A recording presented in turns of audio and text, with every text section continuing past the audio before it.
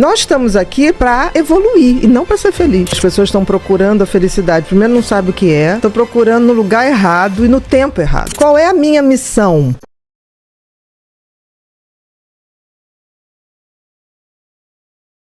O oposto de depressão é felicidade. De alegria é tristeza. A alegria é uma emoção momentânea no qual eu me sinto bem ao sentir e eu também contagio as pessoas ao meu redor com alegria. Felicidade já é bem diferente. Felicidade é um estado, uma construção. Aí você vai falar, mas Bia, o que é felicidade? É claro que é bem complexo, mas vamos supor assim, o que é felicidade para o sol? Para que o sol existe? Para iluminar, para aquecer, para gerar vida. O que é felicidade para uma macieira? Dar frutos. Agora, qual o propósito do ser humano? Porque assim, nascemos todos humanos. Agora, virar ser humano é um processo de construção. Tanto que eu digo no livro que felicidade é verbo. Porque você tem que praticar. Você aprende a descobrir o seguinte: se o sentido da vida do sol é aquecer, o sentido da vida da macieira é dar maçã, qual o sentido da minha vida? Porque o grande problema do ser humano é que ele se esquece que ele é um ser como um outro qualquer. Nós estamos aqui, por exemplo, para evoluir e não para ser feliz. Então, no momento que eu coloco assim, qual é a minha missão? E eu trilho o caminho para chegar nessa missão, eu estou sendo feliz. Eu estou gerando o que a natureza espera de mim. Tanto que as coisas inúteis acabam com o tempo. A natureza não suporta inutilidade. Por exemplo, as coisas que são concretas e verdadeiramente feitas de boa intenção, elas quase são eternas. Tem um ditado que diz assim: todo mundo teme o tempo teme as pirâmides do Egito. Por quê? As pirâmides do Egito foram feitas com uma tal intensidade e intenção que aquilo vai estar lá daqui a 100, vai passar, 200, exatamente. Então, a natureza exige que tudo que você bote a mão, você o faça com uma missão, com propósito, com sentido, porque senão você tá fora do game. O game da vida tem que ser um game de compartilhar, tem que ser um game de buscar o meu sentido e propósito. Aí você vai falar, tá, Bia, mas como é que eu sei? Porque o sentido tem a ver com o que lhe foi dado. Pra gente foi dado uma coisa chamada livre-arbítrio e a capacidade de refletir e de pensar. Melhor presente e o maior claro, problema. O maior castigo. Porque se você não sabe usar. Porque todos os outros, por exemplo, o sol, ele não pode escolher, mas com a gente é diferente. É verdade. Mas o que acontece? A gente esqueceu que a gente tem esse sentido e propósito. Porque o sentido tem a ver com o que a natureza te deu para que você saiba para onde você vai caminhar. Então o sentido tem a ver com os talentos e dons que a gente ganha.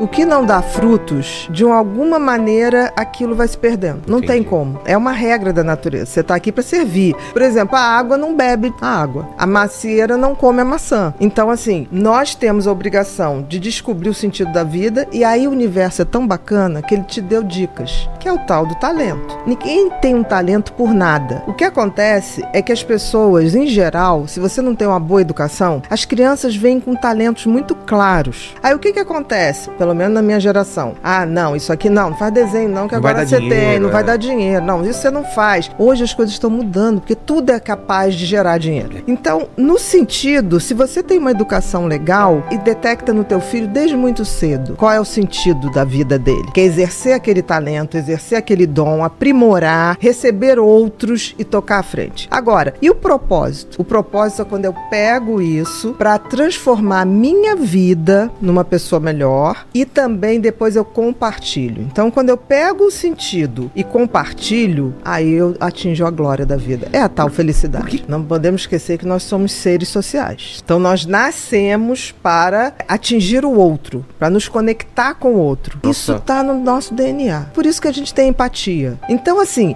e a gente vive hoje, você falou das pessoas postarem tudo. Eu queria crer que as pessoas postavam, tipo assim, não deixa de ir nesse lugar. Isso é uma coisa. Hoje existe grande parcela das redes sociais que postam para causar inveja no outro. E isso é triste. Tanto que uma das coisas que eu acho que afasta muito a gente dessa condição de ser humano, de compartilhar, é a tal da ostentação. A gente vive numa sociedade em que você está valendo pela grife que você usa. Então, assim, existe hoje um movimento de massa, e isso é muito ruim, onde as pessoas estão se iludindo. O Freud dizia uma coisa que era mais ou menos assim, não vou lembrar da frase, ele dizia assim, as pessoas não querem a verdade. As pessoas querem a mentira. A massa nunca esteve interessada na verdade. Mas ela não vive sem ilusão. O que a gente vive hoje, talvez eu digo que as pessoas estão procurando a felicidade. Primeiro não sabe o que é, estão procurando no lugar errado e no tempo errado. Porque assim, você só tem como ser feliz aqui e agora. Todo o resto não existe. O tempo que a gente tem de relógio é uma abstração. O tempo é uma entidade tão mequetrefe que ela não se sustenta. O que eu venho aqui, o espaço, eu venho aqui, eu posso vir aqui. Ponto. Mas nunca voltarei no mesmo tempo. Então, é uma entidade fluida. Como é que você define uma coisa? Você precisa para poder viver nesse mundo, se organizar. Mas isso aqui é uma abstração. As pessoas, elas não vivem mais o agora. A cabeça sempre ou tá no futuro ou no passado. Mas eu tô aqui contigo nesse agora. Se eu tivesse com meu filho, aquilo seria... E a pessoa tá com o filho, com o celular, pensando na outra coisa.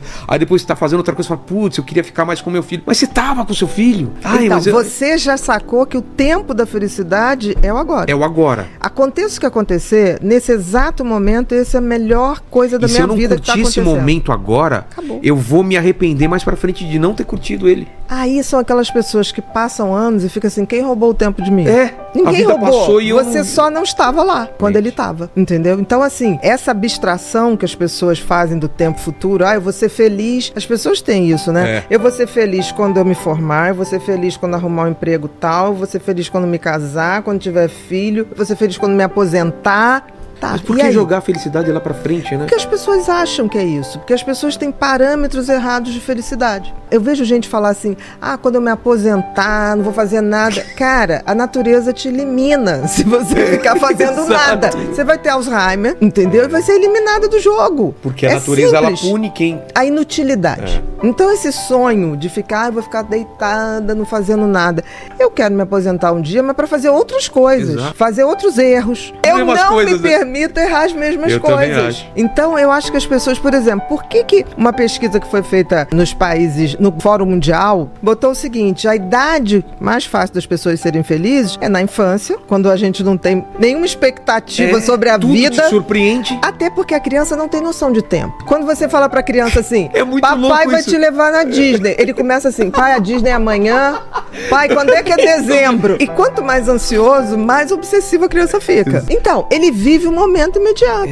Putz, que legal então, isso. Então assim, né, a criança não tem essa coisa de que é aqui agora. Ele gostou, vamos repetir. Dá muito para aprender, porque eles não têm expectativas sobre expectativas que a gente tem sobre eles. As crianças que não têm expectativa do que a gente pensa sobre eles, é fantástico. E outra idade melhor para ser feliz é a partir dos 60 anos. Por quê? Porque aí você já tá naquela seletividade de tipo assim, caguei porque os outros pensam de mim. Isso é genial. Exato. Porque assim, a predisposição dela pra felicidade é muito maior do que quando ela tinha 30, 40. Entendeu? Então, esses dois blocos de idade fazem a gente... Então, assim, a gente tem que aprender com quem tem mais de 60 e com quem tem menos de 10. E eu acho que a pior idade, assim, claro, no geral, é os 30 aos 35. É a parte que você tá trabalhando mais, que tem mais cobrança e você compara com os amigos, né? Olha, isso sim, geral. Mas eu te digo uma coisa, essa garotada que tá ganhando dinheiro, a geração digital, que tá ganhando muito dinheiro, muito cedo, eles anteciparam tudo, então eles estão com angústias e reflexões sobre a vida que eles não têm idade, nem vivência pra estar experimentando. Um cara com 21 anos, e é um sucesso na internet. Imagina, o cara tem que lidar com muita grana, com muita gente interesseira. Com cobrança, porque um dia ele tá aqui, aí outro dia cai os números, todo mundo cobra, fala, cara, você tem que fazer mais conteúdo. O cara não consegue. E aí você vai ver que no fundo não é o dinheiro. Chega uma hora que ele tá viciado na aprovação. E aí ele não tem essa maturidade, que é tipo assim, gente, eu lamento, não sou anonimidade, nem serei. E não é à toa que essas grandes personalidades, você vê, esses jovens do mundo digital, eles vão fazer grandes depressões. E muito cedo. Nem todo o dinheiro do mundo vai te dar felicidade, nem toda a fama do mundo vai te dar isso. Senão não teria vários também atores e cantores. Não precisa nada. Hoje em dia a gente tá muito assim, quando morre agora alguém, né, muito famoso, bota assim, a assessoria não quis comentar a causa da morte. A gente logo pensa, muito provavelmente, que a pessoa suicidou. Teve muito essa justificativa. E talvez a única culpa seja onde essa pessoa capotou em se perder do seu sentido e propósito. E é tão interessante que quanto mais a gente tem autoconhecimento, quanto mais a gente tem conhecimento da espécie humana, da história da humanidade, que é tão cíclica, né? Eu vejo gente sofrendo por momentos históricos, eu falo, isso vai passar. Porque já passou. A gente já viveu a Idade Média. A gente já viveu guerra. Isso tudo se repete. É uma onda de repetição. Então, eu acho que a idade, quando você junta autoconhecimento com conhecimento, você tem uma bagagem que você olha e fala assim, isso já aconteceu, né? E só está mudando